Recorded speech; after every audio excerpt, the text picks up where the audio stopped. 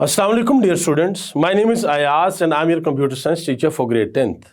Dear students, हम अपने आज के लेक्चर में रिलेशनल ऑपरेटर्स के बारे में पढ़ेंगे कि रिलेशनल ऑपरेटर्स क्या होते हैं और हम इनको किस तरीके से यूज करते हैं अपने सी लैंग्वेज के प्रोग्राम में।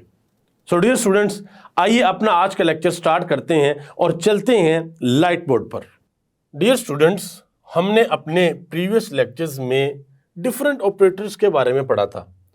हमने असाइनमेंट ऑपरेटर के बारे में पढ़ा था, फिर हमने अरिथमेटिक ऑपरेटर्स के बारे में पढ़ा था और फिर हमने अपने डिफरेंट लेक्चर्स में डिफरेंट प्रोग्राम भी किए थे।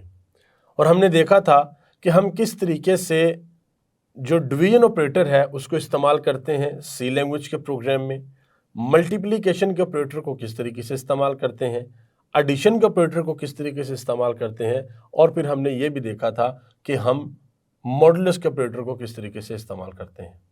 डियर स्टूडेंट्स, हम अपने आज के लेक्चर में रिलेशनल ऑपरेटर्स के बारे में पढ़ेंगे कि रिलेशनल ऑपरेटर्स क्या होते हैं, और हम ये देखेंगे कि रिलेशनल ऑपरेटर्स सी लैंग्वेज के अंदर किस तरीके से इस्तेमाल किए जाते हैं।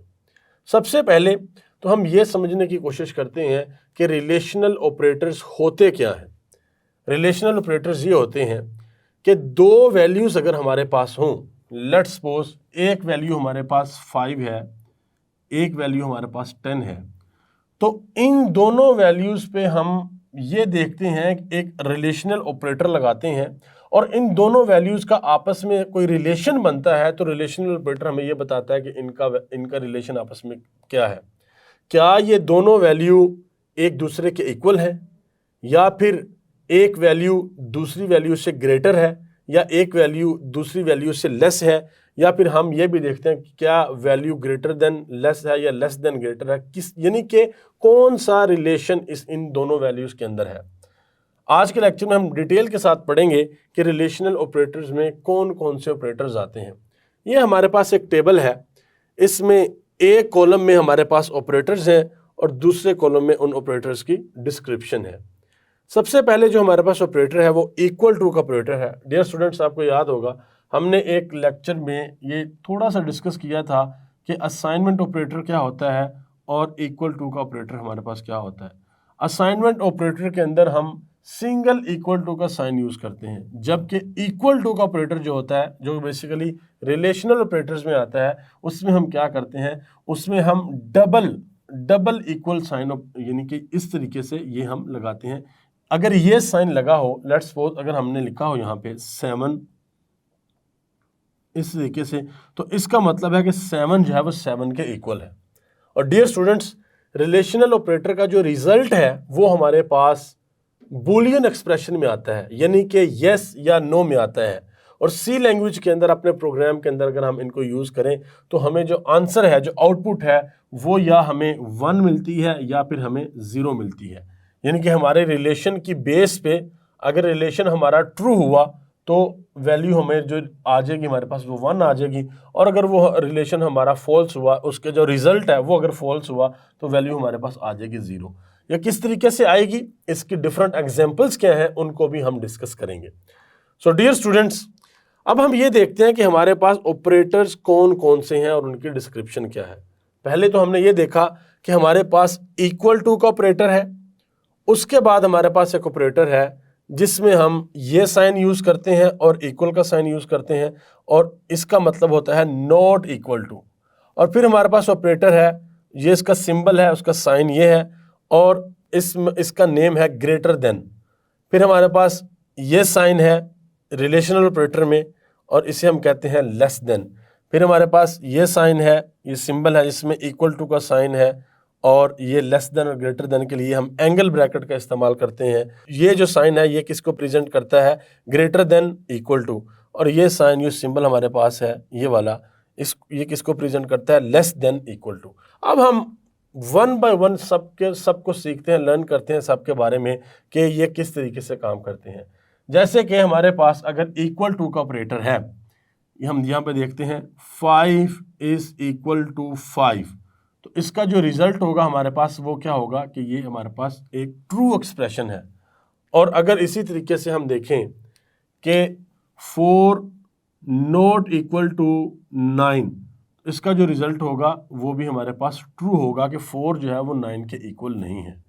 और अगर हम ये कहें कि 9 इज इक्वल टू 8, इसका जो रिजल्ट होगा वो हमारे पास फॉल्स होगा, 0 आएगा। सो इसमें हम ये कहेंगे कि इसका रिजल्ट हमारे पास फॉल्स रिजल्ट है। इसी तरीके से अगर हम ये कहें कि 9 इज ग्रेटर देन 7, तो ये एक्सप्रेशन भी हमारे पास एक ट्रू एक्सप्रेशन है। डियर स्टूडेंट्स, यहाँ पे ये जो हमारे पास एंगल ब्रैकेट है, इसके बारे में आपने थोड़ा सा डिटेल के साथ समझने की कोशिश करनी है कि इसको हम किस तरीके से लिखते हैं। कुछ स्टूडेंट्स होते हैं वो इसमें कंफ्यूज हो जाते हैं कि अगर इसको हमने कभी इस तरह लिखा हो या कभी इसको हमने इस तरह लिखा हो तो इसको किस तरीके से प्रोनाउंस करना है, और अगर वैल्यूज़ हमारी यानी कि लेफ़्ट राइट अगर वैल्यूज़ लिखी हों हमारी तो उनको हमने रीड किस तरीके से करना है। सबसे पहले एक बात आप याद रखिएगा कि आपने अपने एक्सप्रेशन को आपने लेफ़्ट साइड से रीड करना स्टार्ट करना है, लेफ़्ट से राइट की तरफ। यानी कि यहाँ पे हम इस तरीके से रीड करेंगे 8 इज़ ग्रेटर देन 7, और यहाँ पे हम करेंगे 9 इज़ लेस देन 12। अच्छा, ये ग्रेटर देन और लेस देन, इसके बारे में कैसे पता चलेगा कि ग्रेटर देन और लेस देन क्या होता है, यानी कि ये जो एंगल ब्रैकेट है इसका हमें कैसे पता चलेगा। डियर स्टूडेंट्स, लेट्स सपोज यहाँ पे मैं एंगल ब्रैकेट को इस तरीके से लिखता हूँ, ये आपके पास एंगल ब्रैकेट है। अब इसमें आप देखें, इसमें एंगल ब्रैकेट की एक साइड, ये जो साइड है ये क्लोज है, और ये जो साइड है ये वाली, ये आपके पास ओपन साइड है। आपने सिर्फ ये देखना है कि जो साइड आपकी ओपन होगी उसको आपने ग्रेटर पढ़ना है, और जो साइड आपकी क्लोज होगी, यानी कि इसकी दो साइड है ना, एक ये वाली साइड है और एक ये वाली साइड है, एक साइड इसकी ओपन है और दूसरी साइड इसकी क्लोज है। जो क्लोज साइड है वो लेस है और जो ओपन है वो ग्रेटर है। यानी कि अगर हमारे पास इस तरीके से ये साइन लिखा हो या हमारे पास इस तरीके से ये साइन लिखा हो तो ये वाली साइड हमारे पास ग्रेटर है और ये वाली लेस है। इस तरीके से इसमें ये वाली साइड हमारे पास ग्रेटर है और ये वाली लेस है। अब हमने अगर ये वैल्यू लिखी है तो हम इसको कैसे पढ़ेंगे?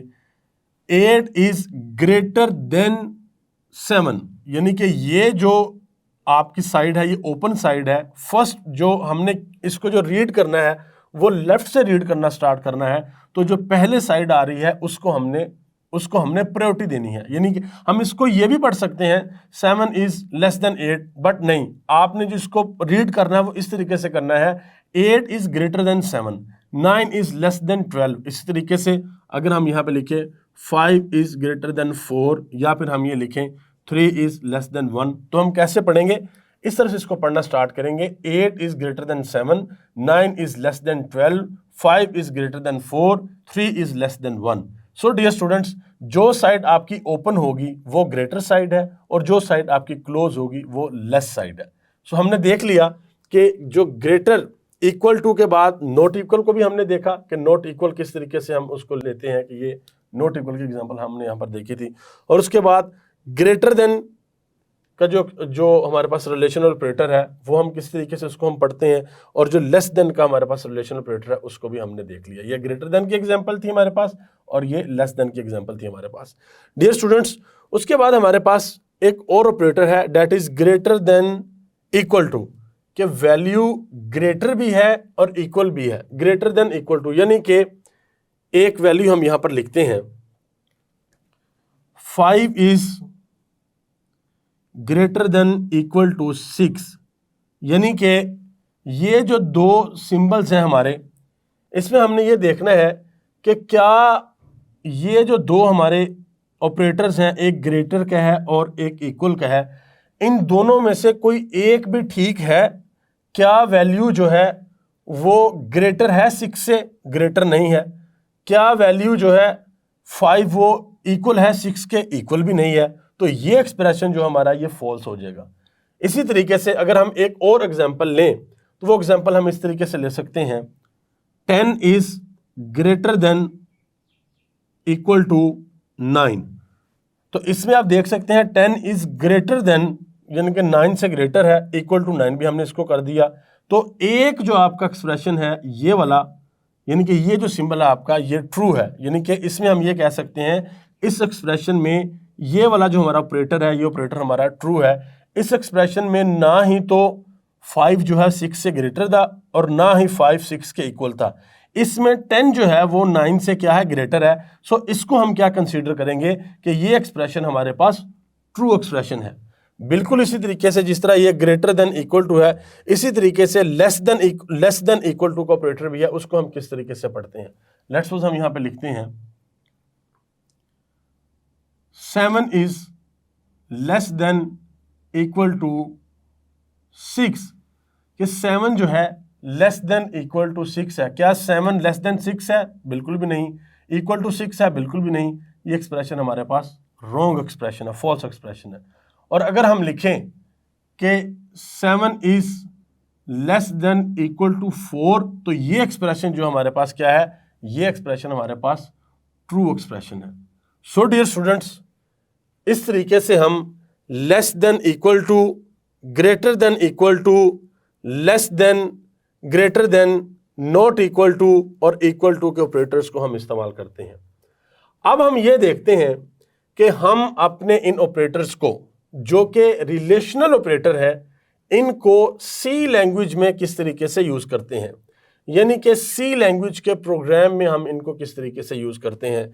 हमने ये तो देख लिया कि जो इक्वल टू का ऑपरेटर है, ये हम तब इसकी वैल्यू ट्रू आएगी जब इक्वल टू साइन के बोथ साइड की जो वैल्यू है वो सेम होगी, तब इसका जो रिजल्ट है वो हमारे पास ट्रू आएगा।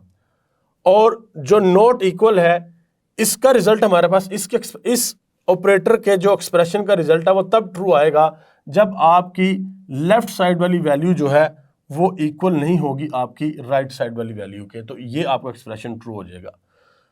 और ग्रेटर देन का हमने ये देखा कि अगर आपकी लेफ्ट साइड वाली वैल्यू जो है वो ग्रेटर हुई आपकी राइट साइड वाली वैल्यू से, बट आपने ये जो सिंबल है ये आपने इस तरीके से लिखना है, तो क्या होगा, फिर आपका ये एक्सप्रेशन जो है वो ट्रू है। लेस देन में हमने ये देखा कि अगर हमारी एक वैल्यू दूसरी वैल्यू से स्मॉल हुई तो हमारा जो एक्सप्रेशन है ट्रू है, बट उसमें आपने ये देखना है कि हमारा ये जो सिंबल है वो किस तरीके से लिखा हुआ है। और सिंबल को जो हमने रीड करना है वो फ्रॉम लेफ्ट टू राइट करना है, ये हमने पहले भी डिस्कस किया। उसके बाद हमने ग्रेटर देन इक्वल टू को देखा। ग्रेटर देन इक्वल टू का एक्सप्रेशन इस ऑपरेटर का एक्सप्रेशन तब ट्रू होगा कि जब आपकी वैल्यू या ग्रेटर हो या इक्वल हो, यानी कि अगर हम यहां पे लिखते हैं 7 is greater than equal to 7, अब 7 7 से ग्रेटर तो नहीं है, बट 7 7 के इक्वल है। इन दोनों सिंबल्स में से ये सिंबल जो है ना हमारा, ये ट्रू हो रहा है, तो हम इसको, ये जो एक्सप्रेशन है इसको हम क्या करेंगे, इसको हम कंसीडर कर लेंगे कि एक्सप्रेशन हमारे पास क्या है, ये एक्सप्रेशन हमारे पास ट्रू है। इसी तरीके से लेस देन इक्वल टू भी है, तो लेस देन इक्वल टू को हम क्या करेंगे, let's suppose 9 is less than equal to 8, कि 9 is less than equal to 8। इसमें क्या है कि 9 8 के इक्वल तो नहीं है, बट 9 लेस देन 8 भी नहीं है, तो इसमें हम क्या कहेंगे कि ये एक्सप्रेशन हमारा जो है, ये एक्सप्रेशन हमारा ट्रू नहीं है। अगर हमारा एक्सप्रेशन हो 25 is less than equal to 29, क्या 25 जो है वो लेस देन है 29 के, ये बात बिल्कुल ठीक है। सो हम कह सकते हैं कि ये जो हमारा रिलेशनल ऑपरेटर है, इसके जो लेफ्ट और राइट साइड वाली जो वैल्यूज हैं, इस एक्सप्रेशन का जो रिजल्ट है वो क्या है हमारे पास, वो ट्रू है कि 25 95 के इक्वल तो नहीं है, बट 25 इज लेस देन 29, कि 25 जो है वो लेस देन है किसके, 29 के। सो डियर स्टूडेंट्स, ये वन बाय वन हमने देख लिया कि हमारे इन एक्सप्रेशंस की वैल्यूज जो है, जो रिलेशनल ऑपरेटर्स हैं हमारे, इनकी जो डिफरेंट वैल्यूज में जो रिलेशन बनता है, उस रिलेशन का जो रिजल्ट है, जो कि बुलियन एक्सप्रेशन में हमारे पास आता है, ट्रू एंड फॉल्स की फॉर्म में हमारे पास आता है, 1 0 के फॉर्म में हमारे पास आता है। सी लैंग्वेज के अंदर अगर हम कोई प्रोग्राम लिखें तो हमारे पास जो आउटपुट आएगी वो किस में आएगी, वो आउटपुट हमारे पास आएगी 1 और 0 की फॉर्म में। अब हम ये देखते हैं कि लेट्स सपोज हमने 2 वेरिएबल्स डिक्लेयर किए, एक वेरिएबल ए डिक्लेयर किया और ए को हम इक्वल रख लेते हैं 9 के, ये इन टाइप का वेरिएबल है, और एक वेरिएबल हमने डिक्लेयर किया वो भी इन टाइप का है, उसका नेम रख लेते हैं हम b और इसको वैल्यू देते हैं 10। नाउ डियर स्टूडेंट्स, अब हम क्या करते हैं, अब हम लिखते हैं प्रिंट एफ का फंक्शन। सो प्रिंट एफ का फंक्शन जब हम मेन फंक्शन की बॉडी में लिखेंगे तो कैसे लिखेंगे? प्रिंट एफ, और यहां पे हम लिखेंगे ए इज लेस देन बी, और यहां पे हम फॉर्मेट स्पेसिफायर का यूज करेंगे क्योंकि हमारी डाटा टाइप इंटीजर है। यहां पे डबल कोट क्लोज करेंगे और यहां पे हम अपने एक्सप्रेशन को जो एक्सप्रेशन हमारा होगा उसको हम लिख देंगे। क्या है? A is less than B. Dear students, जब हमारी ये स्टेटमेंट सी लैंग्वेज के प्रोग्राम में एग्जीक्यूट होगी तो ये जो फॉर्मेट स्पेसिफायर हमने यूज किया है इसकी जगह पे जो हमारे पास वैल्यू आएगी वो क्या आएगी? अगर ये हमारा एक्सप्रेशन ट्रू हुआ तो वैल्यू आ जाएगी हमारे पास 1, और अगर ये हमारा एक्सप्रेशन ट्रू ना हुआ, फॉल्स हुआ, तो वैल्यू आ जाएगी हमारे पास 0। सो जब हम इसको एग्जीक्यूट करेंगे, अब हम यहां पर देखते हैं कि क्या a is less then b है। a की वैल्यू है हमारे पास 9 और b की वैल्यू है हमारे पास 10। क्या a is less then b है? बिल्कुल a is less then b है, तो हमारे पास जो वैल्यू है वो आ जाएगी 1। अब यहां पे अगर हम रिलेशनल ऑपरेटर, अब डिफरेंट रिलेशनल ऑपरेटर यहां पर पुट करके देखते हैं। लेट्स सपोज यहां पे हम पुट करते हैं a is equal to b, तो क्या होगा? हमारे पास जो वैल्यू आएगी वो वैल्यू आएगी 0, यानी कि ये एक्सप्रेशन हमारा ट्रू नहीं होगा। फिर हम करते हैं a is not equal to b, कि a b के इक्वल नहीं है। तो डियर स्टूडेंट्स, a की वैल्यू हमारे पास 9 है और b की वैल्यू हमारे पास 10 है, और ये एक्सप्रेशन बिल्कुल ठीक है कि a जो है वो b के इक्वल नहीं है, और ये एक्सप्रेशन हमारे पास ट्रू होगा, और इसकी वैल्यू जो फॉल्स है इसकी 0 आ जाएगी और इसकी वैल्यू हमारे पास 1 आ जाएगी। उसके बाद हम ये देखते हैं a is equal to b, क्या a b के इक्वल है? यानी कि a की वैल्यू और b की वैल्यू सेम है, तो वैल्यू जो है वो सेम नहीं है, ये एक्सप्रेशन हमारा फॉल्स हो जाएगा और इसकी वैल्यू हमारे पास यहाँ पे आउटपुट में 0 आ जाएगी। इसी तरीके से a is greater then b, इसको अगर हम करें तो a b के ग्रेटर नहीं है, ये वैल्यू भी फॉल्स हो जाएगी। a is greater than equal to b, क्या a ग्रेटर या इक्वल है b के? a ना ही तो b के ग्रेटर है और ना ही b के इक्वल है, ये भी फॉल्स हो जाएगी। a is less than equal to b, अब a जो है वो लेस देन b है, यानी कि a की वैल्यू 9 है और b की वैल्यू 10 है, इक्वल नहीं है। सो इसमें से हमारा जो ये सिंबल है ये हमें बता रहा है कि इसमें हमारी वैल्यू ठीक है, यानी कि a is less then b है। सो हम क्या करेंगे? अपने इस एक्सप्रेशन को कंसीडर करेंगे, ये ट्रू है और ये वैल्यू हमारे पास आ जाएगी 1, इसकी 0 होगी, इसकी 0 होगी। जो एक्सप्रेशन हमारा ट्रू होगा वहां पे हमारे पास वैल्यू 1 आ जाएगी, और जो एक्सप्रेशन हमारा फॉल्स होगा वहां पर वैल्यू हमारे पास क्या आ जाएगी? 0 आ जाएगी। सो डियर स्टूडेंट्स, ये थे हमारे पास रिलेशनल ऑपरेटर्स, जिसको हमने आज सीखा कि किस तरीके से रिलेशनल ऑपरेटर्स को हम 2 वैल्यूज के ऊपर अप्लाई करते हैं, यानी कि ये ऑपरेटर्स 2 वैल्यूज का आपस में जो रिलेशन होता है वो रिलेशन हमें बताते हैं। वो रिलेशन क्या हो सकता है? वो रिलेशन या ये हो सकता है कि वैल्यू आपस में इक्वल है, इक्वल नहीं है, ग्रेटर देन है, लेस देन है, ग्रेटर देन इक्वल टू है, लेस देन इक्वल टू है। ये डिफरेंट ऑपरेटर्स हैं हमारे पास। सो डियर स्टूडेंट्स, हम अपने नेक्स्ट लेक्चर्स में सी लैंग्वेज के अंदर डिफरेंट प्रोग्राम्स भी करेंगे, जिसमें हम अपने इन ऑपरेटर्स को, ये जो कि रिलेशनल ऑपरेटर्स में हमारे पास डिफरेंट ऑपरेटर्स हैं, इक्वल टू है, not equal to, greater than, less than, greater than equal to, less than equal to, हम इनको अपने प्रोग्राम्स में भी यूज करेंगे। सो डियर स्टूडेंट्स, मैं उम्मीद करता हूं कि आपको आज का लेक्चर सही से समझ आया होगा। सो डियर स्टूडेंट्स, ये था हमारा आज का लेक्चर, जिसमें हमने ये सीखा कि रिलेशनल ऑपरेटर्स क्या होते हैं और इनका इस्तेमाल कैसे किया जाता है। डियर स्टूडेंट्स, मैं उम्मीद करता हूं कि आपको आज का लेक्चर सही से समझ आया होगा। हम जल्द मिलेंगे अपने नेक्स्ट लेक्चर में, तब तक के लिए अल्लाह हाफिज़।